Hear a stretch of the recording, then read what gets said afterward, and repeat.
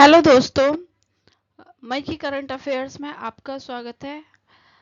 पहला क्वेश्चन है, चर्चा में रहा माई भारत पोर्टल कब लॉन्च किया गया था?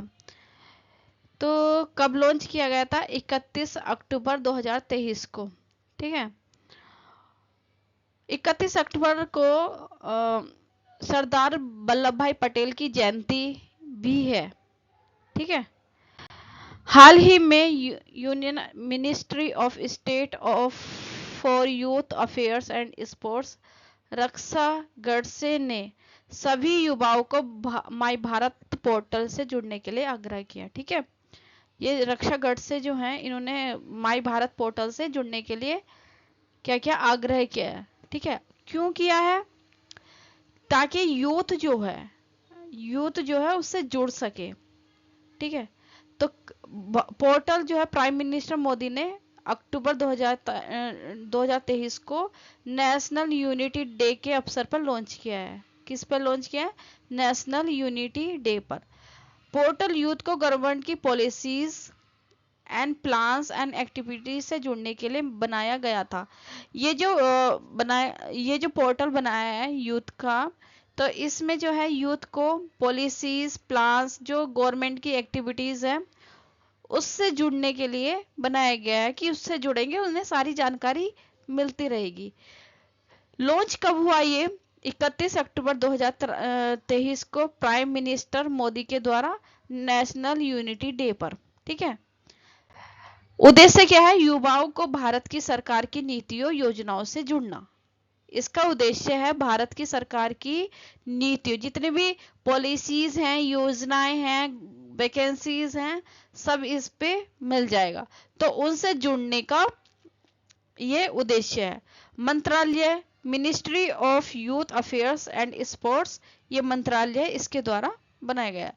Objectives of my Bharat portal, इसमें युवाओं को गवर्नमेंट द्वारा अलग अलग प्लान्स पॉलिसीज में सेवा देने का अवसर दिया जाता है। ठीक है, इसमें युवाओं को सभी गवर्नमेंट जॉब के बारे में जानकारी मिलती है जिससे रोजगार पा सकते हैं। तो ये है माई भारत पोर्टल। नेक्स्ट क्वेश्चन है, क्लाउडिंग सीडिंग का उपयोग मुख्य रूप से किस उद्देश्य के लिए किया जाता है? तो ये किया जाता है कृत्रिम वर्षा करवाने के लिए, आर्टिफिशियल रेन कराने के लिए। ठीक है, ये पूरी तरह आर्टिफिशियल तो नहीं होती, क्लाउड होते हैं। अब पूरी तरह आर्टिफिशियल तो तब होगी जब क्लाउड भी बनाया जाए, बादल भी बनाए जाए, लेकिन बादल और नेचुरल होते हैं, बट उसमें केमिकल ऐड ऑन किए जाते हैं तो जिससे बूंदे हो जाती है, भारीपन आ जाता है उसमें और वर्षा हो जाती है। और ये वर्षा क्यों होती है? सूखा को, वैसे तो कृत्रिम वर्षा क्यों कराते हैं? सूखे को उससे बचने के लिए या खेती में यूज करने के लिए। बट दिल्ली की सरकार इस पे प्लान कर रही है, तो दिल्ली की सरकार का ये प्लान इसलिए भी है कि मतलब प्रदूषण से बचने के लिए। ठीक है,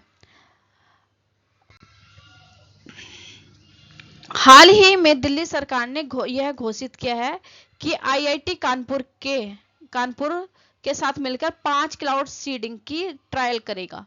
ठीक है, किसके साथ मिलकर? आईआईटी के कानपुर के साथ मिलकर। प्रोजेक्ट के लिए सरकार इतना रुपीस क्या है आवंटित करेगी। ठीक है, और फर्स्ट ट्रायल मई और जून में के अंत में किया जाएगा। मई और जून के अंत में किया जाएगा। पहले ट्रायल को दिल्ली में इतने स्क्वायर किलोमीटर एरिया में किया जाएगा।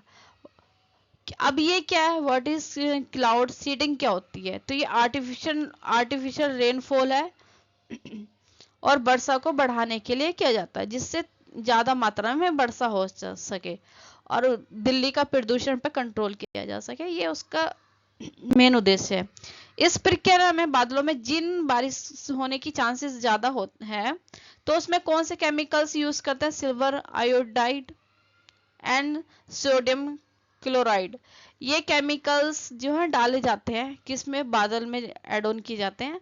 और इन केमिकल के डालने के बाद बादल की बर्फ बनाने की जो प्रक्रिया बढ़ जाती है, वह ज्यादा बारिश कर पाता है। ठीक है, वो भारीपन आ जाता है उसमें।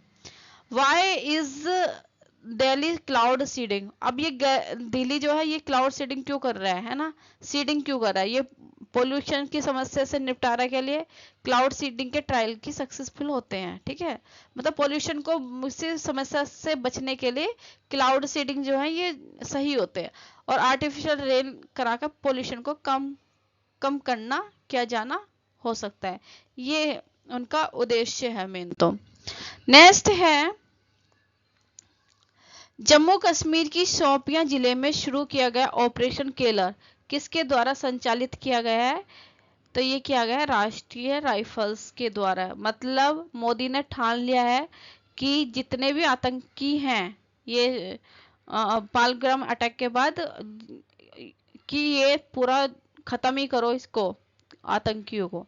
तो ये वाला है ऑपरेशन चलाया इन्होंने, ऑपरेशन केलर। हाल ही में राष्ट्रीय राइफल्स द्वारा जम्मू एंड कश्मीर की शोपियां जिले में, शोपियां जिला है उसमें एक तो सोयकल केरल है और एक जिन पाथर केरल है, इन क्षेत्रों में ऑपरेशन किलर शुरू किया गया है। क्या किया गया, ऑपरेशन किलर। ठीक है, तो यहाँ पे जिसके तहत 3 आतंकियों को यहाँ पे मार डाला है, गिराया गया है।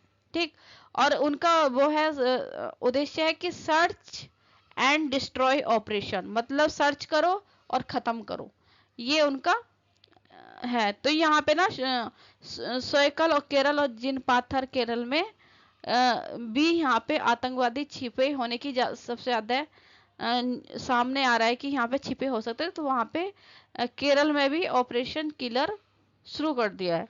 ऑपरेशन किलर जो है डेट की 13 मई 2025 में एरिया जम्मू एंड कश्मीर के शोपिया जिले के शोकल केरल एंड जिन पाथर केरल क्षेत्र में सहयोग क्या है, राष्ट्रीय राइफल्स जम्मू कश्मीर पुलिस के साथ मिलकर किया है ये।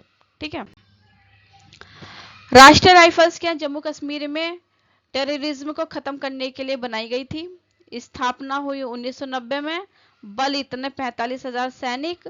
हेडक्वार्टर्स है ये उधमपुर जम्मू एंड कश्मीर, और चीफ है मेजर जनरल अनुपम भागी, ये है। ठीक है, नेक्स्ट है, यूरेका फोर्ब्स ने अपना ब्रांड एम्बेसडर नियुक्त किया, तो ये किया है श्रद्धा कपूर को। ठीक, हाल ही में श्रद्धा कपूर को यूरेका फोर्ब्स ने अपना ब्रांड एम्बेसडर घोषित किया। ठीक है, ये क्या करती है कंपनी, क्या कौन से प्रोडक्ट बनाती है, हेल्थ हाइजीन एंड के प्रोडक्ट बनाने वाली कंपनी है ये यूरेका फोर्ब्स। इसकी स्थापना हुई थी 1982 में। ठीक है, मुख्यतः water purifier, air purifier, secure systems, air conditioner, vacuum cleaners, ये उनके हैं प्रोडक्ट्स हैं। ठीक है, यूरेका फोर्ब्स एक फेमस ब्रांड एक्वा गार्ड भी है, इसका एक फेमस ब्रांड है एक्वा गार्ड, जो कि वाटर प्योरीफायर में बनाता है, वाटर प्योरीफायर बनाता है। ठीक, नेक्स्ट है, अंतरराष्ट्रीय परिवार दिवस हर साल कब मनाया जाता है, तो ये मनाया जाता है 15 मई को। ठीक, 15 मई को अंतरराष्ट्रीय इंटरनेशनल डे मनाया जाता है।